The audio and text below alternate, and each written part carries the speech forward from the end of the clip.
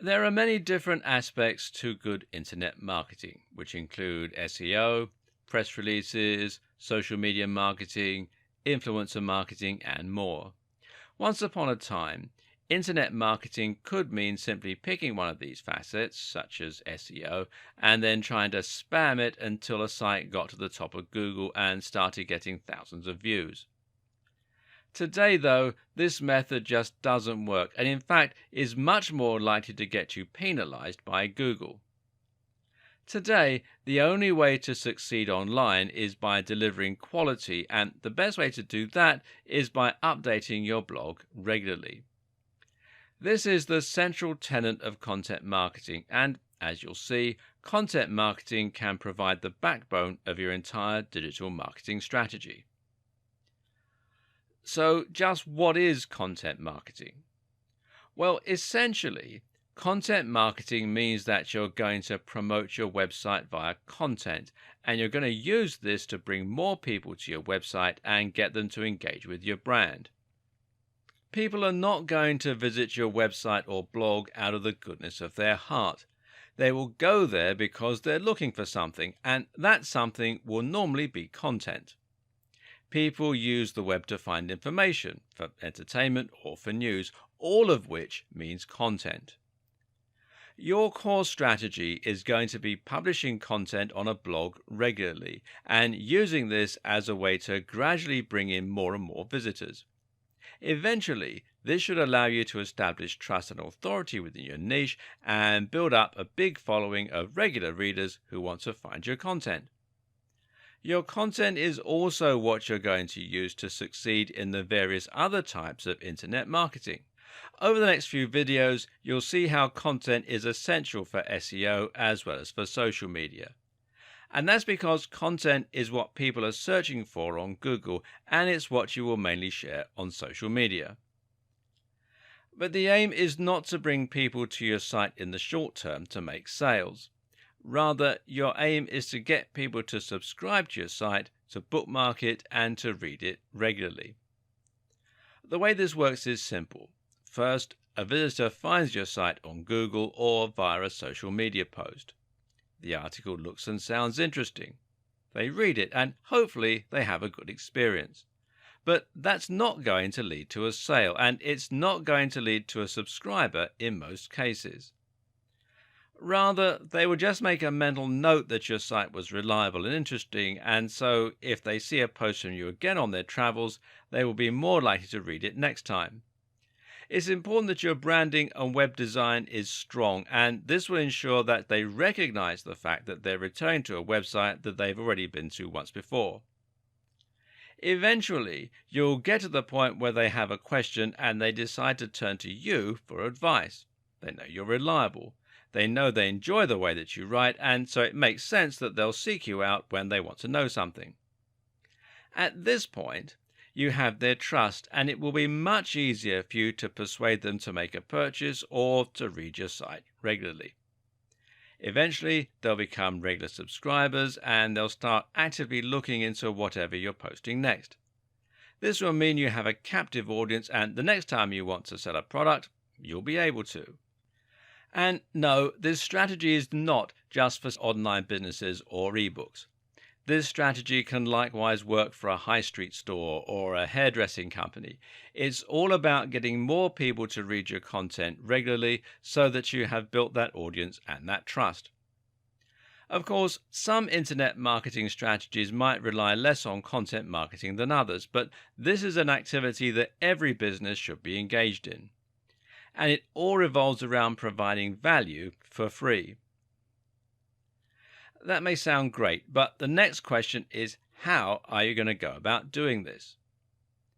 How do you go about adding content to your site that is so exciting that people will want to read your site on a daily basis, especially if you aren't a writer naturally? Well, the first thing is to understand the type of content that gets read and the type of content that gets shared. And a clue here lies in a term that is generally looked down upon by the community: clickbait. Clickbait is content designed to get people to click, and very often it provides little to no value. You'll probably have seen this type of content on Facebook, and these are posts with titles like, "You'll never believe what happens next," or "Top 10 X, number 7 will shock you." These titles get people to click by leveraging the power of curiosity. The titles are purposefully vague while also being emotionally charged, by telling you that you'll be shocked or outraged in some way. To look at, the articles appear to offer something completely new, unexpected, and shocking. Unfortunately, when we click on the links, very often we're met with something rather disappointing, and the reality fails to live up to the hype. Now, I'm not about to tell you to write clickbait content. But what I am going to do is to tell you to write content that is similarly shocking and interesting. What you must absolutely avoid are titles like 10 Great Ab Exercises or SEO for Beginners. These titles are contrived. We've all heard similar things countless times before, and they just fail to stand out or to look exciting. Your aim is to write something as intriguing and as shocking as a clickbait title, but then to actually deliver on the promise by making sure that the reality is every bit as impressive as what you were promising in the title. So instead of 10 great ab exercises, how about what happens if you do 100 sit-ups every night? Or anatomy of your abs, the ab muscles you didn't know you had and how to train them. Instead of SEO for beginners, how about the psychological impact of making $dollar online, or how I make $200 a day from a site I built last year? These titles are inherently more interesting because they're different, because they have a human element, and because they promise real value. If you use those kinds of titles, you'll get clicks, especially if you post them to the right forums. And if you deliver great value within your content, people will eventually start seeking you out for more unique and exciting stories. Oh, and stories is a very key word here. People love stories. Giving any post a narrative structure, in other words, structuring like a story, and talking about real people who have been affected by your advice is one of the best ways to ensure that people will want to read your content.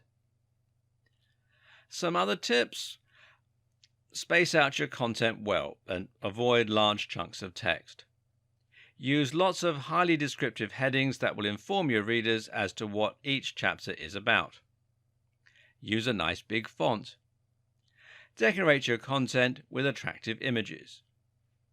Write in a manner that is concise, entertaining, and easy to read. And provide lots of links to other resources within your content. From there, it's simply a matter of posting consistently, and I mean at least once a week, ideally more, and keeping the quality high. The length of each post doesn't matter as much, but occasionally posting long-form posts, that I mean 800 words plus, will stand you in good stead with Google and help you to provide even more content to your visitors. But what if you don't know how to write? What if English isn't your first language? In that case, you need to consider hiring a writer. There are lots of writers online, and they charge anywhere from $1 per 100 words to $10 per 100 words. You don't need to spend that much, but it's highly recommended that you avoid the very cheapest writers. Anything under $1.50 is risky, and that you pay for better quality content. This is an important investment, as you won't be able to build trust and find regular readers if your content is written in pidgin English. One concern here is that you might not know how to check if the content is good, seeing as you won't be able to read it in the native language. The solution here is to find someone who can tell the difference and to get them to check it for you. And I can't stress enough how important this is.